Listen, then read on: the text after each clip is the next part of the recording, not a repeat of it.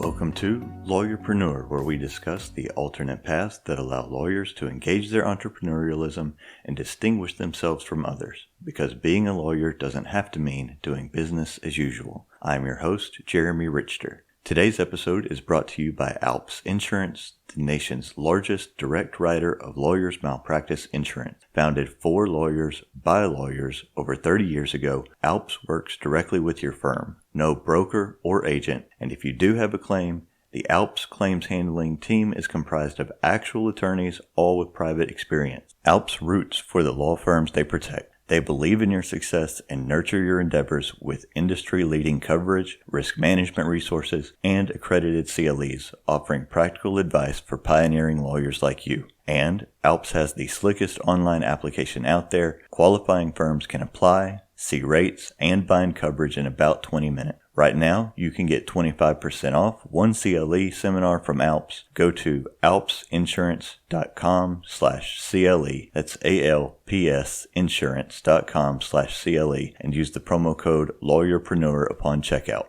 In addition to the corporate sponsorship that helps pay for the hosting and transcription of the show, you can support Lawyerpreneur on Patreon at patreon.com/lawyerpreneur. For less than the cost of a .1, you can help pay for the time it takes in creating and editing Lawyerpreneur and receive copies of my two most recent books, Stop Putting Out Fires and Level Up Your Law Practice. Now, on to the interview.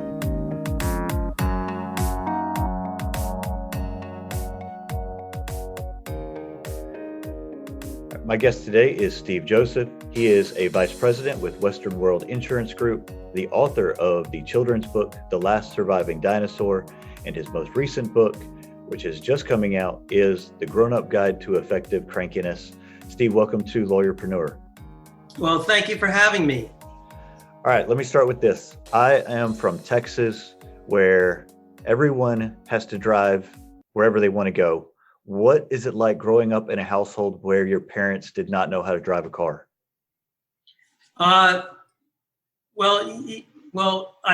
It's not like my parents didn't know how to drive a car. None of my other friends' parents knew how to drive a car. So it was, you don't know any different. It's okay. That's the way it is. I actually write about it in my book, when I had driving lessons. That's when my father, the thing is we had to go get driving lessons because we all wanted a car. But then once we got to driving lessons, we had to be the driving instructors for all our parents who got jealous that we got to drive the car. So now they wanted a license. So that was the one thing. And I grew up in the Bronx, and driving school is like after school in the Bronx, in kind of questionable neighborhoods and lots of traffic. So it's not like driving on the country road or in a parking lot in some shopping center on a Sunday morning when there's no cars there. It was quite hairy. All right. So the role reversal, teaching your parents to drive, how did that work out okay for everybody? It's my father. My father got a driver's license, but he got us. I was amazed that he got it on the first try. That was like a miracle, because when I was in the passenger seat, and it wasn't like I had one of those steering wheels. Yeah. And he wanted to go, he would scream at me, "Why do you look so nervous? You make me nervous." It's just like. Let's go on the highway, it was. I had my eyes closed the entire time. Well, so I had a sister who's 10 years older than me, and she is the one who taught me how to drive a stick shift, and I guess that's how I learned to drive. That was my first experiences, and we were out one night. I was staying with her for a week during the summer. She lived up near Oklahoma City. The same hometown as Garth Brooks is their claim to fame there. And we were on an incline getting ready to cross a highway, and I got us out into the middle of the roadway and disengaged the clutch too soon, and the car died, and there's traffic coming from both directions. And she's freaking out and I'm freaking out. And eventually she tells me just like push the clutch down and let go of the brake. And we rolled backwards and cars go past us. And so that was my start to driving. It's gone a lot better than that. Oh, wow. Okay. Well, that you make me feel better. Thank you for that story. All right. So you've written 2 books now about crankiness. Are you a cranky guy? Well, the funny thing is the answer to the question is yes. And I find that I've become more cranky as the years go on. You talk about cranky old man, and I manage litigation with an insurance company. And I've been doing this, I started out as a plaintiff's lawyer. I've been doing this for about 32 of my 35 years as an attorney. So you went from plaintiff's lawyer to the dark side, the same side that I'm on then. Yes, that's right. Oh, how about that? Yeah. And I started out most of the 90s where I was working at AIG. I did a lot of legal malpractice, and I did in large law firms. So I handled all the Skadden and Arps cases, and I handled all the Shea and Gould, like big law firm cases, multi-million-dollar cases. And typically, I had the best lawyers. They're all, the senior partner was handling that case. It wasn't like the young associate. I grew up with senior partners from different firms around the country, and I was a young lawyer. So I got to learn, sponge off this lawyer and that lawyer. And then I have one case that was similar to another case. I had the wisdom of maybe 30, 40 brilliant attorneys. 30 years later, now I'm the old guy, and I have to look at stuff and my eyes roll out of my head. So yes, I found the need to be effectively cranky. And I actually have a chapter in my book that I wrote for myself, which is called Drive Me Crazy, CrankaTsuris. And it's a situation that every single person has.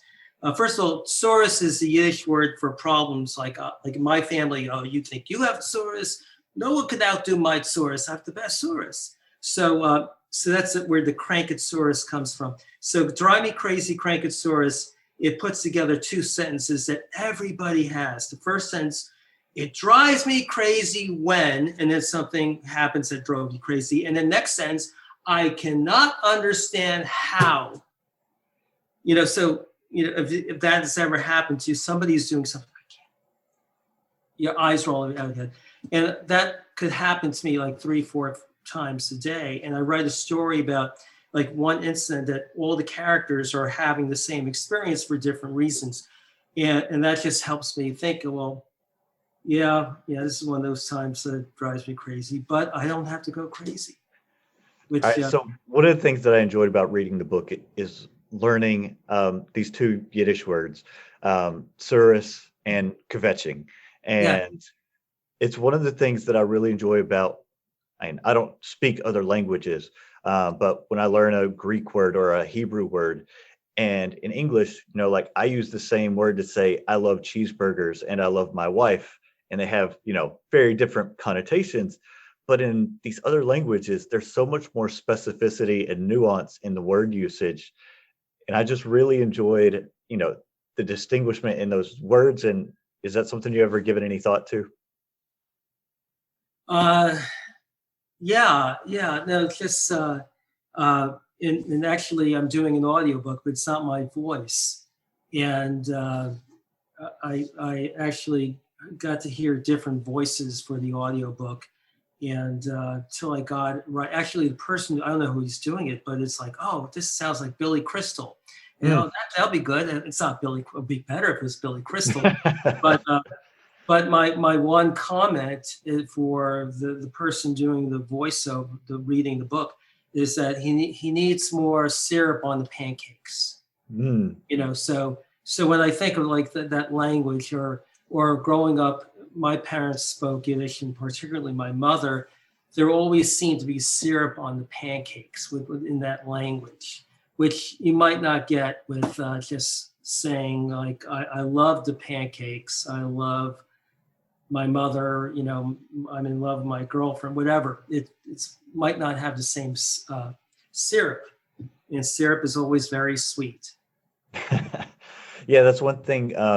When I was having my first book, doing the audio recording, it was all about practice management and case management. And so we used words like voir dire and other words that, are very particular to the legal profession.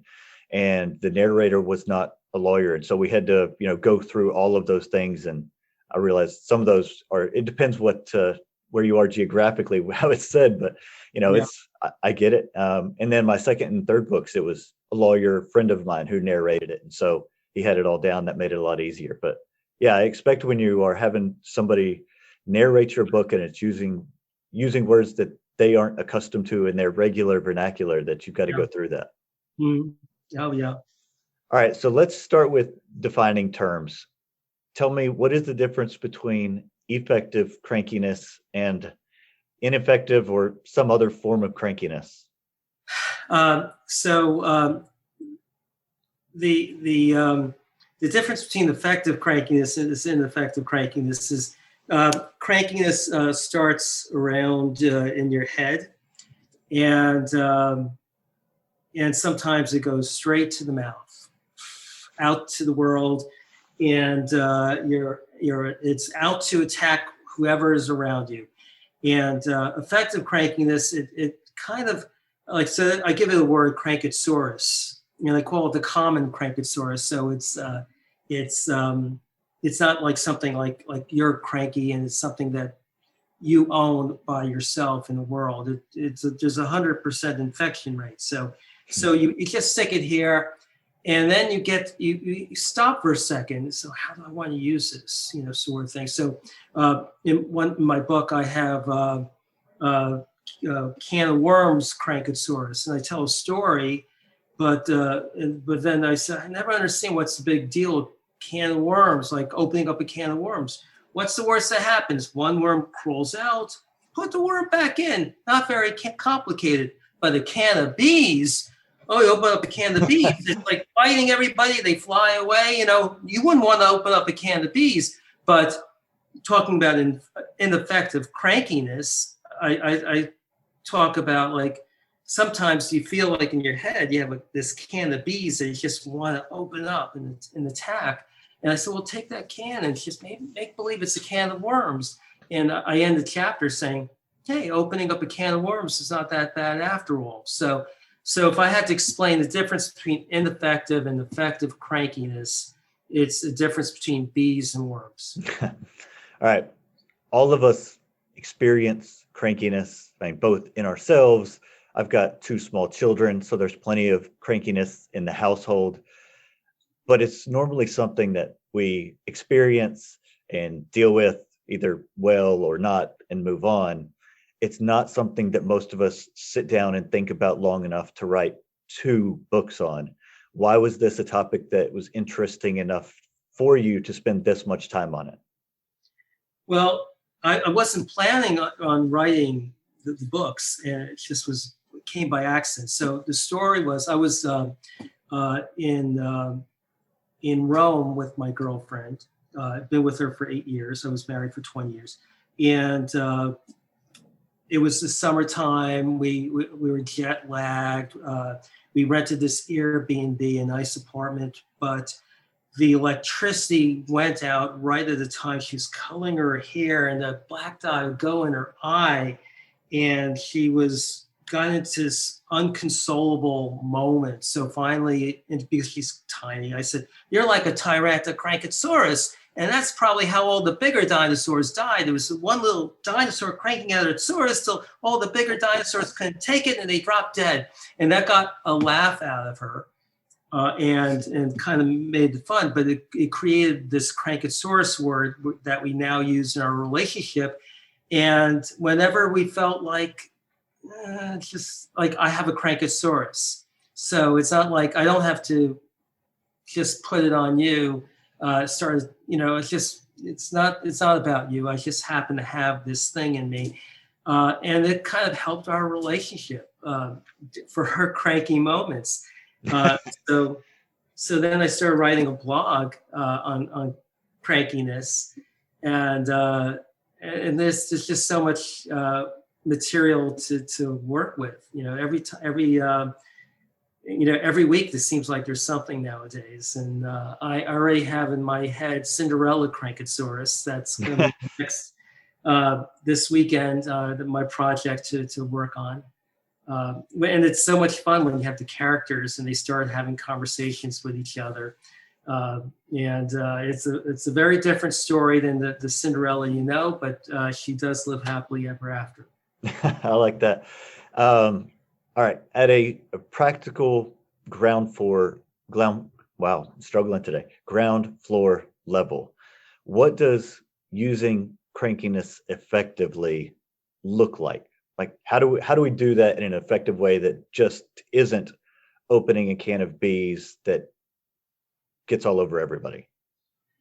Well, I think the main thing is acknowledging our crankiness, and so I call it the common CrankaTsuris. So if they say the common cold because you have one or two a year, you can have 2 or 3 CrankaTsurises a day, and that happens to all of us. We get stuck in traffic. Our kids are doing something. There's always something. Our boss. There's always different things that'll make us crazy or whatever, or cranky. So it's a common CrankaTsuris. And once it's a common thing, and then having a name, giving it a fun name, and it doesn't change the condition, but it changes the perception. Okay, so I have this thing, and one of the things I talk about in the book, we always say what you feel, say what you feel. So let's say I'm angry. I'm angry. I'm saying what I'm feeling. I'm feeling angry. I'm feeling angry. I'm feeling angry. And I'm really good at saying I'm feeling angry. You might think wow, he's really good at saying his feelings, but that Steve guy is a really angry person. And because I have vocalized that I'm angry, I'm very good at telling you when I'm angry, I start believing I'm an angry person. Now, by having a CrankaTsuris, I'm a nice, sweet guy. I just happen to have a little CrankaTsuris that I will take care of. It's not about you. It's not about anything else. We all have this little thing, and I'm gonna walk into the corner and let just sit with it for a second. I think that naming things and defining terms is really important, and I appreciate you pointing that out. I like it. One of the first times that occurred to me, the significance of that is I was reading a book by Stephen Pressfield called The War of Art, and the book is about all the things that we allow to get in the way of our creativity. And he defined those things as resistance with a capital R. Anything in your life that keeps you from being creative, whether it's internal or external, it is all resistance. And identifying it that way and being able to call it something and recognize it as a particular thing that you can then deal with, I think is hugely important. Another example that just occurred to me is that, and I think I've probably talked about this on the podcast before, there would be times over my legal career that my wife would ask, why do you have to do all these other things? Why can't you just be a lawyer? And for a long time, I did not have a good answer for that. And then I read a book about the Enneagram, which is a personality trait tool, I guess. And I realized that I am what the Enneagram, it calls a 3, which is a very achievement-driven person. And understanding that about myself, it helped me realize why I am always doing these other things, and I don't have the functional capacity to just be complacent and content in the moment. There's always something that needs doing. So, but it was defining that term that gave me the ability to understand it. Just like giving CrankaTsuris a name means it's not necessarily a quality intrinsic to you. It's something I'm dealing with in the moment, and now I know how to deal with it and move on. That's right. And it's just about writing. It's great. every time I write something, it's like giving birth to a new child. It's like, and you love all of them, but then you get another one, and it's there forever. And I've enjoyed that experience, and I enjoy it more and more and more. And so the answer, why I get the same question, why isn't it enough just to do what you're doing? And well, this is, like when I get to create something, everything else, I could be, with my lawyer, I'm like the conductor, in making the music. And yes, we settled that case. I got to play the chessboard in the right way, but and it's a nice feeling, and it stays with me, but it's not the same. Yeah, no, I get that. So I've written 3 nonfiction books that are all about law practice related things, and they were enjoyable, and it was cool because it was my own creation. But this past fall, I wrote my first novel, and it was such a different experience. Yes, I've written like articles on, or actually a book on negotiation guide for large dollar disputes and mediation. Yeah, so I know exactly what you're saying. Yeah, so I took this whole world that existed in my head, and it's the only place that it exists, and put it on paper.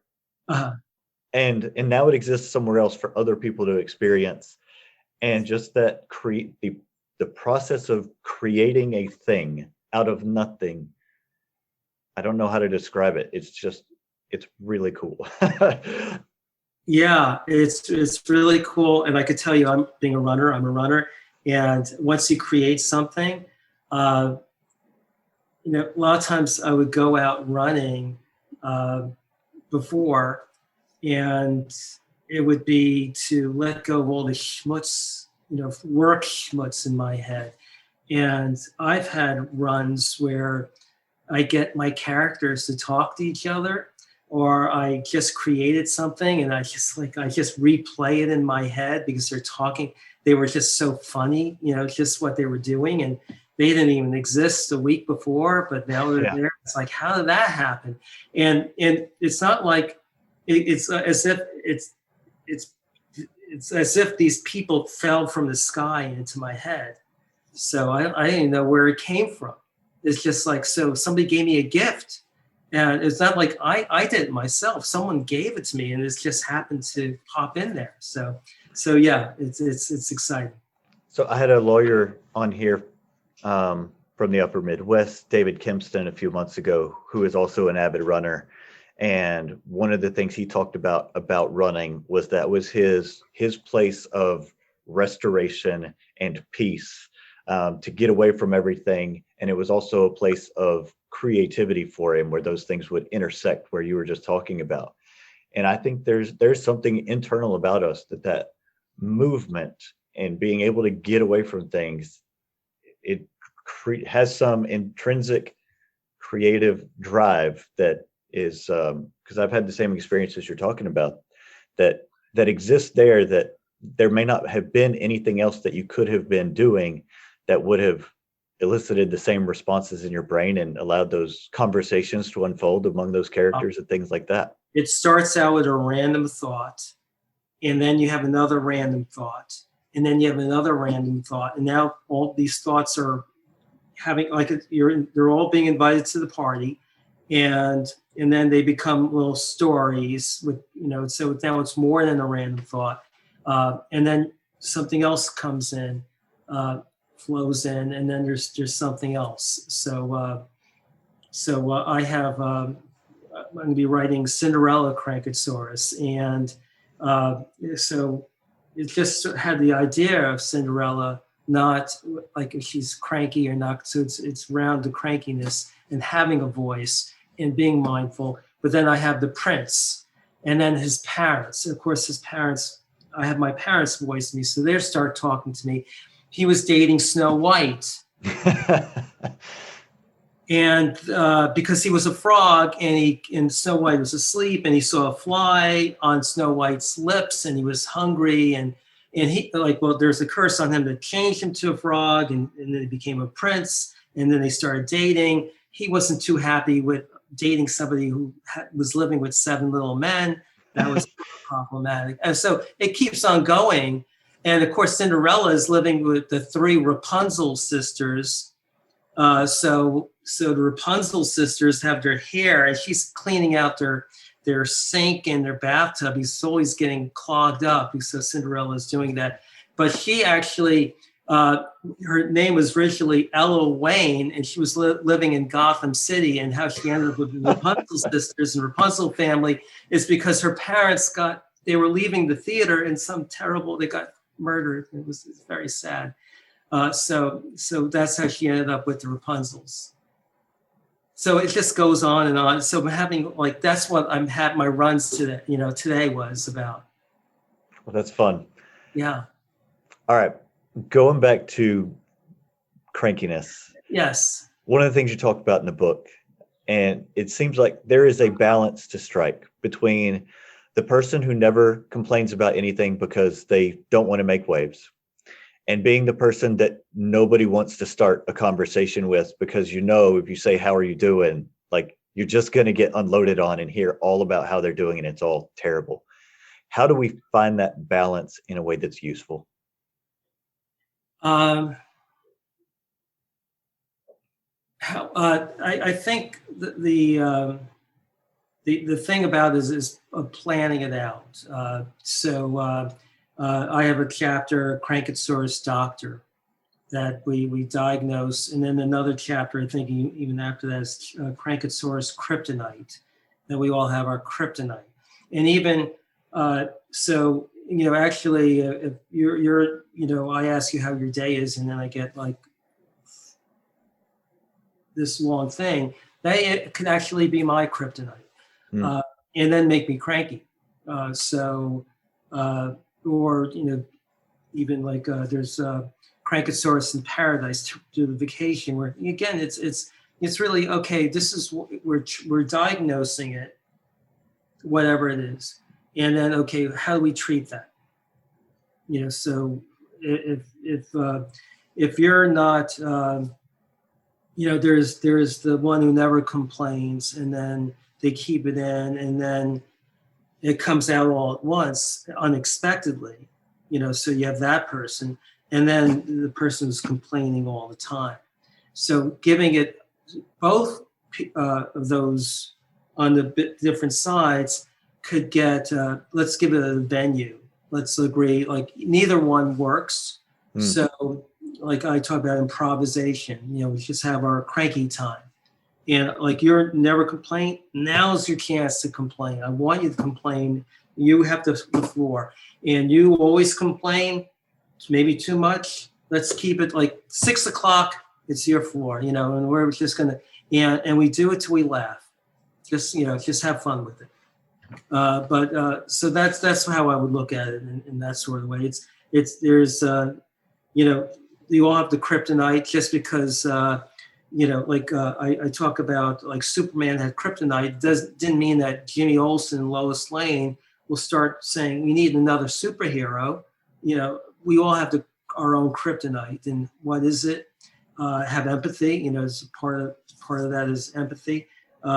But again, plotting it out, just because these things repeat and repeat and repeat and repeat, and it'll continue to repeat until you do something. Okay, let's diagnose it. And then once we diagnose it, and it's easy to diagnose it because it repeats and repeats and repeats. And then, okay, how do we treat this? What's the best way to treat it? And what's the way to treat it that can actually be fun? So that's what I talk about. Why did this become a message that was so important to you that you had to write books, had to get it out there? Why? That's a good question. I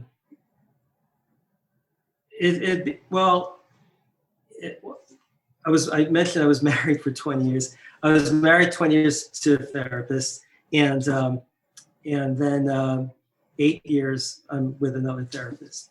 And my prior life, she had me read every self-help book. I hate self-help books because typically what happened in those books, the first chapter had a good idea, and then you keep reading it, and it's like they're saying the same thing. Yeah. Like the therapist's greatest hits sort of thing. So I get bored. So it's like, wow, this gives me an opportunity to write something that's, I'm saying something different. I'm trying to be funny too. And the other part is that as an attorney, I do mediation all the time. So there's things from that perspective that I had. So I had all these things, and I like telling stories. Having being a lawyer for so many years, there's too many stories on that end. Yeah, we have an abundance of stories. If nothing else, we have lots of stories. We have stories. So it's a lot of fun just putting pen to paper and start writing them down. So I started out as a blog, and it just kept going and going. Hey, I can make this a book, and I still have I'm writing even more at a more feverish clip after the book got published. It seems like there's something every week that gets my attention. So. Well, that's what I found too. So it's great. When you're in the habit of writing, creativity begets more creativity, and the more you write, the more ideas you're going to have, and it just continues to avalanche onto itself. All right. So where could people follow you, read your blog, and find your books? My blog, Stephen Joseph Author, Stephen with a V, StephenJosephAuthor.com. You can find my books on Amazon and pretty much everywhere else. There's many different sites online, whether it's Barnes and Nobles, eBay, and places around the world. So I saw my CrankaTsuris book on some Saudi Arabian site. Find it in Saudi Arabia, but well, congratulations on being an international author then. That's right. Yes. So, it seems like these days Amazon is the easiest place to go, and StephenJosephAuthor.com. You read the blogs. Don't be drinking coffee when you're reading them, because you might snore it out. It's very funny stuff. That's a good warning. Yes. All right. Thanks so much for your time. I really enjoyed our conversation. Thank you so much for having me. Thanks for listening, and I hope you've enjoyed today's show. Please take time to rate and subscribe at whatever podcatcher you're listening on. And if you want more from me, you can find me at jeremywrichter.com. You can also find me on Twitter at RichterJW. And if you want the extra audio and benefits available at Patreon, you can become a patron at patreon.com/lawyerpreneur. Thanks for listening.